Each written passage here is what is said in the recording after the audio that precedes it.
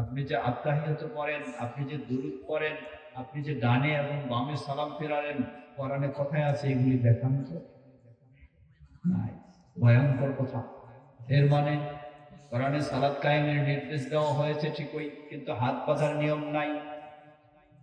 রুকু যেভাবে করেন সেই রকম নিয়ম নেই, সেজদা যেভাবে করেন সেটা নিয়ম নাই। আত্তাহিয়াত কোরআনে নাই, দুরূদ কোরআনে নাই, রুকু সেজদার দোয়াগুলি কোরআনে নাই, তাশাহুদের বৈঠকের নিয়ম কোরআনে নাই, দুই পাশের সালাম কোরআনে নাই। তখন আপনাকে বলবে যেহেতু এগুলি কোরআনে নাই সেগুলি এগুলি করা যাবে, তাহলে কি অবস্থা দাঁড়ালো? আপনার সালাত নাই, এগুলি নাই মানে কি নাই? সালাত নাই। সালাত নাই মানে কি নাই? সালাত নাই মানে কি নাই? ঈমান নাই। সালাত ছাড়া কেউ মুসলিম থাকতে পারে, মুমিন থাকতে পারে? সালাত নাই মানে মুমিন নয়, ঈমানদার নয়। শুধু এতটুকুই নয়, পরের দিন আগে আবার এসে বলবে আপনাকে যে এই সালাত চলবে না। আপনি তখন তারে জিজ্ঞাসা করবেন, তুমি কি তাহলে সালাত আদায় করো না? কোরআনে যে সালাত কায়েমের কথা বলা হয়েছে, বলবে হ্যাঁ করি। তো কেমনে করো? যেমনি আছি তেমনি হয়ে যায় আমার সালাত। বলে চলতে ফিরতে উঠতে বসতে আমার সালাত হয়ে যায়। ভয়ঙ্কর বিষয়। এদের মূল টার্গেট হলো কোন মুসলিমকে মুসলিম থাকতে দিতে চায়। অতএব তথাকথিত কোন আহলে কোরআন, যারা প্রকৃতপক্ষে কখনো আহলে কোরআন নয়, কোরআনের অনুসারী নয়, কোরআনের অনুসারী হলে অবশ্যই হাদিস মানতে তারা বাধ্য। অতএব স্পষ্ট আপনি জেনে নেবেন যে এই ধরনের চিন্তা নিয়ে আপনার কাছে আসবে, আপনাকে বিশ্বাস করতে হবে সে কখনো মুসলিম থাকতে পারে না, এবং সুকৌশলে আপনাকে সেই ইসলাম থেকে বের করে নেওয়ার ষড়যন্ত্রে জড়িয়েছে। তার থেকে সতর্ক সাবধান হতে হবে। বিশেষ করে আহলুল হাদিস সমাজে এই ধরনের চিন্তাগুলি একটু বেশি ছড়ানো হচ্ছে, কারণ আহলুল হাদিসের এই পৃথিবীর বুকে সবচেয়ে হাদিসের গুরুত্ব বেশি দিয়ে থাকে। সেদিক যাচ্ছি না, ফিরে আসি। আল্লাহ রাসূল সাল্লাল্লাহু আলাইহি ওয়াসাল্লাম বললেন, কোন মুসলিম নারী দিনরাত 24 ঘন্টা কয় ওয়াক্ত সালাত আদায় করবে? সালাত কেমন আদায় করবে? তার স্বামী যেমনি সালাত আদায় করে তেমনি, তাই না? স্বামী যদি অমুক মাযহাবের হয় তাহলে স্ত্রী ওভাবে করবে, স্বামী যদি অমুক তরিকার হয় তাহলে স্ত্রী ওভাবে, নাকি না? সকলের জন্য নির্দেশ। সহিহুল বুখারীর হাদিস 631 নম্বর হাদিস। আল্লাহ রাসূল সাল্লাল্লাহু আলাইহি ওয়াসাল্লাম বলেন, সাল্লু কামা রাআইতুমুনি উসাল্লি, তোমরা সালাত আদায় করো ঠিক সেভাবে যেভাবে আমাকে দেখেছো। পর্দার মা ও বোনদেরকে স্মরণ করে দিতে চাই, সালাত হলো আপনার জীবনে ঈমানের পরে সবচেয়ে গুরুত্বপূর্ণ ইবাদত। অতএব মনে রাখবেন, একজন পুরুষকে নবী মুহাম্মদ সাল্লাল্লাহু আলাইহি ওয়াসাল্লামের বিশুদ্ধ পদ্ধতিতে সালাত আদায় করতে হবে। একজন মেয়ে মানুষকে নবী মুহাম্মদ সাল্লাল্লাহু আলাইহি ওয়াসাল্লামের বিশুদ্ধ পদ্ধতিতে সালাত আদায় করতে হবে। মৌলিক কিছু পার্থক্য রয়েছে, কিন্তু উঠা বসা, রুকু সিজদা, হাত বাঁধা, হাত তোলা, এগুলির ক্ষেত্রে সহিহ হাদিসে নারী পুরুষের মাঝে কোনো পার্থক্য নেই। প্রচলিত সমাজে শিক্ষা দেওয়া হয় মেয়েরা রুকু করবে ভিন্নভাবে, মেয়েরা সিজদা দিবে মাটিতে অর্ধেকটা শুয়ে, ইত্যাদি ইত্যাদি। এগুলি সব নির্ভরযোগ্য নয়, বর্জনীয়। নির্ভরযোগ্য হলো একজন পুরুষের যে পদ্ধতি, একজন মুসলিম নারীরও উঠা বসা, রুকু সিজদা, হাত বাঁধা, হাত তোলা সেভাবে তাকে আদায় করতে হবে, তাহলে তার এই সালাত সহিহ হবে। নবী সাল্লাল্লাহু আলাইহি ওয়াসাল্লাম বললেন, কোন মুসলিম নারী যদি দিনরাত 24 ঘন্টা 5 ওয়াক্ত সালাত আদায় করে, ওয়া সামাত শাহরাহা, রমাদানের সিয়াম পালন করে, ওয়া হাফিজাত ফারজাহা, এবং বেপরদায় চলে। শুনতে চাই, বুঝতেছেন না বুঝেন না? কি বেপরদায় চলে নাকি? হ্যাঁ, তাহলে চুপ আছেন যে সবাই? দেখি, আমি ভুল করলে তো ঠিক করে দিতে হবে। হ্যাঁ, না ঘুমাইতেছেন সবাই? বেপরদায় চলে বলে যে সব ওয়াজ শুনতে রাজি আছি, খালি দুইটা না। কয়টা? দুইটা না। একটা হলো পর্দা আর একটা হলো জর্দা।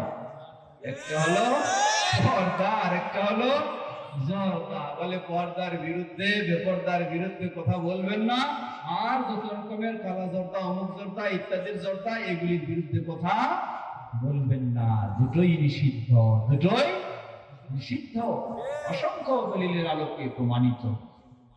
একজন মুসলিম যেমনি ভাবে সে কোরআন এবং সুন্নাহর আলোকে তার জীবনটাকে মুসলিম নারী পর্দার সাথে গড়ে তুলবে, ঠিক তেমনি ভাবে একজন মুসলিম তার জীবনে সকল খাদ্য ও পানীয় অবশ্যই যেগুলি হালাল প্রমাণিত হয় তাতে সীমাবদ্ধ থাকবে।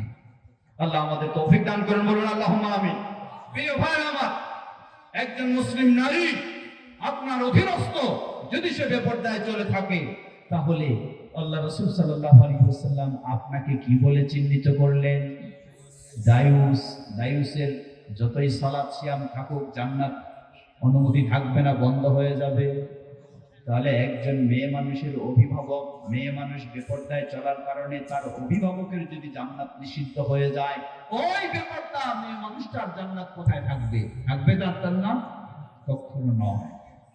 সুতরাং পর্দার আড়ালের মা ও বোনদেরকে বলতে চাই, তৃতীয় বিষয় হলো ওয়া হাফিজাত ফারজাহা, শরীয়ত সম্মত হেজাব সে পালন করবে। আমাদের সমাজে যে পর্দা নাই তা নয়, পর্দা আছে, কিন্তু এই পর্দা হলো সামাজিক পর্দা। কি পর্দা?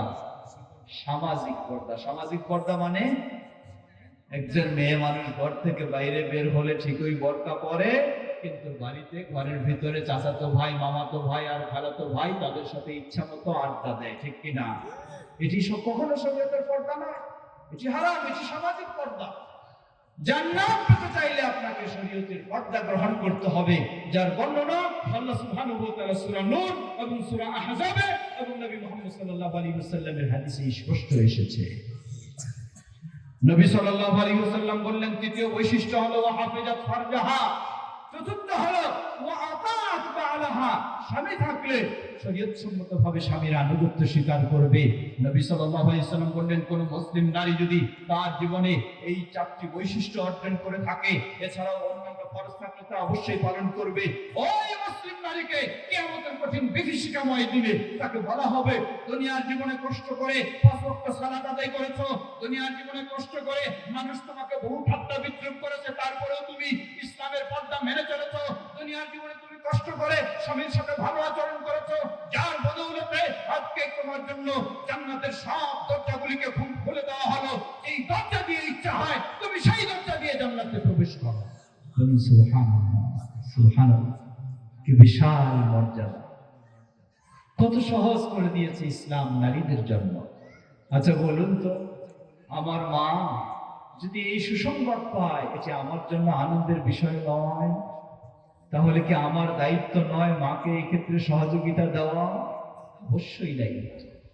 আমার স্ত্রী, যাকে এত আমি স্নেহ করি, ভালোবাসি, সে যদি এই সুসংবাদ পায়, তাহলে এটি আমার জন্য আনন্দের বিষয় নয়?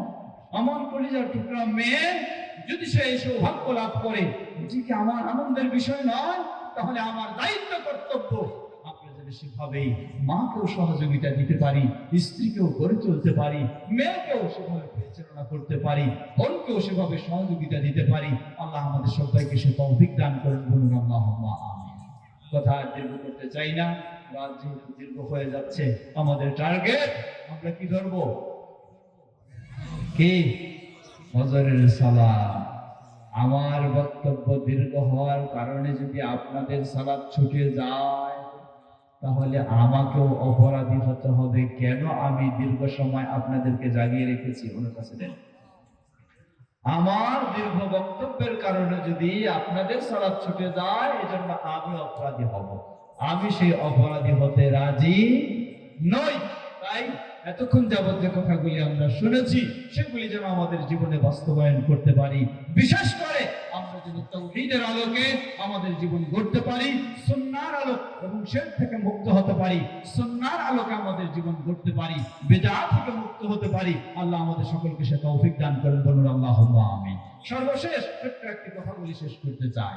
আপনারা দাওয়াত পেয়েছেন আগামী 9 ও 10 মার্চ কোথায়? ঢাকা বাইপাইল আশুলিয়ায় বাংলাদেশ জামিয়াত আহলে হাদিসের বিশাল ক্যাম্পাসে সৌদি এবং মিডল ইস্ট সহ অল ইন্ডিয়া জামিয়াত আহলে হাদিসের প্রেসিডেন্ট, নেপাল জামিয়াত আহলে হাদিসের প্রেসিডেন্ট এবং আরো বিশ্ব থেকে বিভিন্ন ইসলামী স্কলারগণ আমন্ত্রিত। আপনাদের সকলকে সেই সম্মেলনে স্বতঃস্ফূর্তভাবে উপস্থিত হয়ে উপকৃত হওয়ার জন্য একদিকে আহ্বান জানাই, অপরদিকে আনন্দের সাথে বলতে চাই, আজকে আলহামদুলিল্লাহ মানুষ এখন আর অন্ধের মতো ইসলাম মানতে রাজি নয়। ঠিক কিনা? মানুষ এখন চোখ খুলে ইসলাম মানতে চায়। মানুষ এখন হুজুর বলেছে তাই মানবে, এই চিন্তা আর মানুষের মাঝে নেই। মানুষ এখন দলিল ভিত্তিক ইবাদত করতে চায়। কোরআন এবং সহিহ হাদিসের আলোকে মানুষ তার আকীদা আমল জীবন করতে চায়। এটি যেমন শুধু বাংলার বুকে নয়, গোটা বিশ্বে একই ধারা চলছে। এটি হলো আমাদের জন্য অত্যন্ত আনন্দের বিষয়, যার ফলে দেখবেন সেই দক্ষিণবঙ্গে খোঁজ নিয়ে দেখুন, যেখানে একজন মানুষও ছিল না সেখানে দিনের পর দিন মসজিদের পর মসজিদ বৃদ্ধি হচ্ছে, বলুন আলহামদুলিল্লাহ। তবে একটা সমস্যার দিক রয়েছে। সমস্যার দিক হলো যতই আহলুল হাদিস বৃদ্ধি হচ্ছে ততই তো পীর সাহেবের সংখ্যা কমে যাচ্ছে। এজন্য পীর সাহেব তো খুবই খুশি, তাই না? হ্যাঁ, কখনোই খুশি নয়, পীরের জ্বালা অনেক বেশি। যার ফলে দেখবেন অনলাইনে আহলুল হাদিসদের বিরুদ্ধে কত রকমের অপপ্রচার, কত রকমের মিথ্যা অপবাদ, যাতে কোনো মানুষ এই পথে অগ্রসর না হয়। কিন্তু আমরা বলবো 1400 বছর আগে ভবিষ্যৎবাণী করেছেন নবী মুহাম্মদ সাল্লাল্লাহু আলাইহি ওয়াসাল্লাম, কখনোই যতই তারা চেষ্টা করুক আহলুল হাদিসদের এই হকের পথে যারা প্রতিষ্ঠিত তাদেরকে কখনো ক্ষতিগ্রস্ত করতে পারবে না। কিন্তু একটি ক্ষতির দিক, সেটি হলো আমরা নিজেরাই নিজেদের যদি ক্ষতি করার চেষ্টা করি, ঠিক কিনা? আমরা যদি একজনের পর একজন এলাকা ভিত্তিক দল তৈরি করি, এলাকা ভিত্তিক সংগঠন তৈরি করি, সবাই মাঝে বিভক্তি আর বিভক্তি হয়ে থাকে, তাহলে আমরাই আমাদেরকে ক্ষতিগ্রস্ত করব। এজন্য স্মরণ করে দিতে চাই 1946 সালে আল্লামা আব্দুল্লাহ আল কাফি আল কুরাইশি রাহিমাহুল্লাহ যেমন ভাবে বাংলার বুকে ছড়িয়ে ছিটিয়ে বিক্ষুব্ধ থাকা মানুষদেরকে ঐক্যবদ্ধ করে এক প্ল্যাটফর্মে সমবেত করেছিলেন। সেই প্ল্যাটফর্মে হলো জামিয়াত আহলে হাদিস। আজও সেই প্ল্যাটফর্ম চলছে, সুপ্রতিষ্ঠিত রয়েছে। দিনের পর দিন তার প্রতি মানুষের আন্তরিকতা এবং উৎসাহ বৃদ্ধি হচ্ছে, যার ফলে দ্রুত অগ্রসর হচ্ছে। আমরা সেই আহ্বানে জানাবো, ভিন্নতা কোনো মানুষের মাঝে ভুল থাকতে পারে, কোনো মানুষের ত্রুটি হতে পারে, কিন্তু আহলুল হাদিস এই মানহাজের কখনো ভুল নেই। আহলুল হাদিস এই মানহাজের কোনো ত্রুটি নেই। তাই বাংলাদেশ জামিয়াত আহলে হাদিস সেই আহ্বানে জানায়, আসুন আমরা সকলেই কোরআন এবং সহিহ হাদিসের আলোকে, তাওহীদ ও সুন্নাহর আলোকে ঐক্যবদ্ধ হয়ে আমরা এই দাওয়াতি কাজকে যদি আরো এগিয়ে নিতে পারি, তাহলে ইনশাআল্লাহ অতি দ্রুত আমরা আরো সামনের দিকে অগ্রসর হতে পারবো। আল্লাহ আমাদের সকলকে সে তৌফিক দান করুন, আল্লাহুম্মা আমিন। সেই আহ্বান জানিয়ে আজকের সকলকে কৃতজ্ঞতা জানিয়ে, মোবারকবাদ জানিয়ে এলাকা জামিয়াত আহলে হাদিসের এই সুন্দর আয়োজনের জন্য এবং আমাদেরকে কিছু কথা বলার সুযোগ করে দেওয়ার জন্য জানাচ্ছি কৃতজ্ঞতা। দোয়া করছি আল্লাহ সকলকে জাযায়ে খায়র দান করুন। প্রশ্নের জবাব দেওয়ার মতো সময় নেই।